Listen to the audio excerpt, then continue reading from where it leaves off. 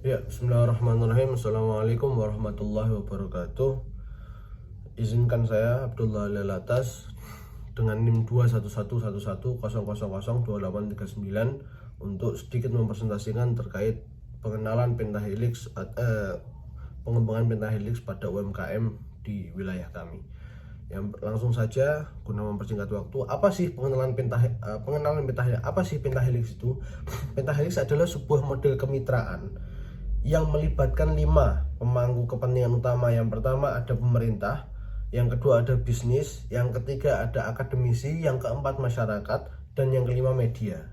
Dari kelima komponen ini itu memiliki peran tersendiri, peran masing-masing dalam proses pengembangan UMKM tersebut. Lalu yang selanjutnya adalah peran pentahelix dalam pemberdayaan UMKM. Di sini ada 3 yang pertama saya sampaikan. Yang pertama ada pemerintah, kedua bisnis, yang ketiga akademisi. Nah, untuk yang pemerintah ini itu gunanya atau fungsinya adalah perannya sebagai penyedia kebijakan, penyedia infrastruktur dan dukungan finansial untuk UMKM. Yang pertama adalah penyedia kebijakan. Jadi bisa membantu untuk memberikan sebuah kebijakan, arahan, aturan yang tidak menyalahi dalam peraturan perundang-undangan atau tidak menyalahi aturan negara dalam proses bisnis tersebut. Yang kedua, menyediakan infrastruktur, jadi penyedia sarana prasarana yang dapat menunjang suatu UMKM tersebut. Lalu yang ketiga ada dukungan finansial, yaitu seperti bantuan modal, bantuan pinjaman modal, dan dalam hal lain yang bisa mendukung untuk suatu UMKM tersebut dapat berkembang dengan lebih pesat. Yang kedua, bisnis, yaitu menyediakan peluang kemitraan, investasi dan mentorship bagi UMKM. Jadi yang pertama adalah kemitraan, menyediakan peluang kemitraan atau kerjasama dengan sesama bisnis yang lain atau dengan perusahaan yang lebih besar guna untuk lebih menunjang atau membantu proses pengembangan UMKM tersebut. Lalu ada investasi, jadi investasi dari perusahaan besar atau investasi dari sesama bisnis untuk bisa membantu pengembangan UMKM. Lalu yang ketiga ada mentorship bagi UMKM, jadi ada pengarahan-pengarahan, ada pengajaran-pengajaran untuk UMKM yang baru berjalan ini supaya lebih berkembang. Lalu yang ketiga ada akademisi. Akademisi itu memberikan pelatihan, penelitian, dan inovasi untuk meningkatkan kapasitas UMKM. Jadi yang pertama adalah memberikan pelatihan seperti seminar, pelatihan dalam bentuk apapun seperti seminar, pelatihan praktek lapangan, dan lain sebagainya. Lalu yang kedua penelitian. Jadi penelitian ini penelitian dalam hal apapun bisa. Penelitian tentang pemetaan lokasi, penelitian tentang produk, penelitian tentang pangsa pasar, dan lain sebagainya. Lalu ada inovasi untuk meningkatkan kapasitas UMKM. Inovasi ini dalam hal inovasi produk, inovasi cara pengembangan, atau inovasi suatu bidang supaya UMKM tersebut lebih terfokus lah. Lalu selanjutnya yang saya pakai adalah Desa Bangsri. Profil Desa Bangsri yang lokasinya adalah terletak pada Desa Bangsri, Kabupaten Jepara,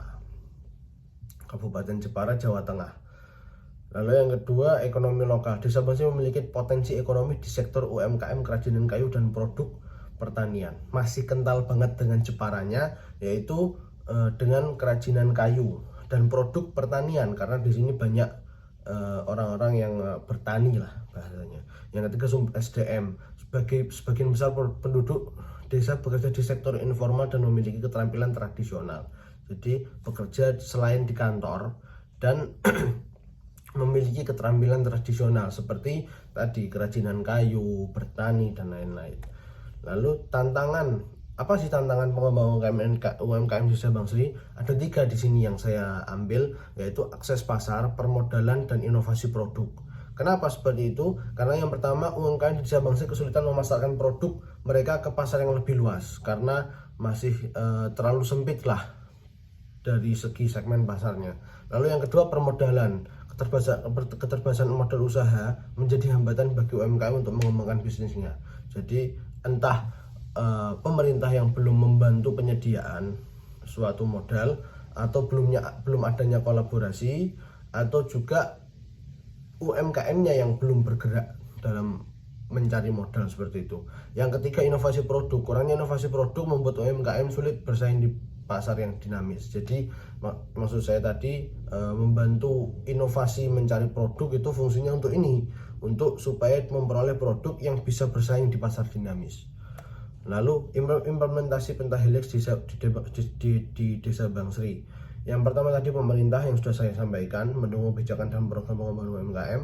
Yang kedua bisnis juga sudah saya sampaikan. Mohon maaf saya terapkan lagi, menyediakan peluang kerjasama dan mentorship bagi UMKM. Yang ketiga akademisi, memberikan pelatihan, penelitian dan inovasi produk guna memperoleh produk tadi. Yang keempat, nah ini yang baru, masyarakat terlibat aktif dalam pengembangan UMKM di desa. Jadi masyarakat juga berperan penting guna untuk mengembangkan UMKM. Karena apa? Sebagai pemilik UMKM, sebagai tenaga kerja UMKM, sebagai pendorong UMKM lainnya supaya bisa lebih berkembang. Lalu kolaborasi pemangku kepentingan. Ini juga sudah tadi pemerintah, bisnis, akademisi, masyarakat. Lalu yang terakhir media itu gunanya untuk mempromosikan dan memberikan publisitas.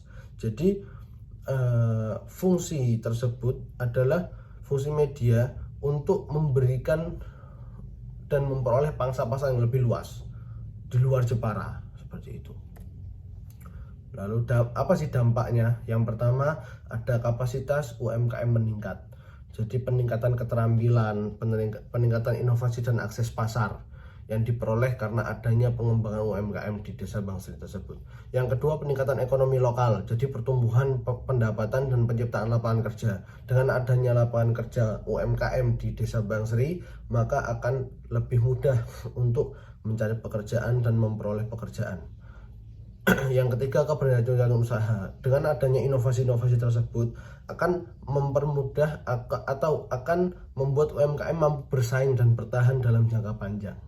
Seperti itu. Jadi ini yang dapat saya sampaikan. Terima kasih. Atas kurang lebihnya mohon maaf. Wabillahi taufiq wal hidayah. Wassalamualaikum warahmatullahi wabarakatuh.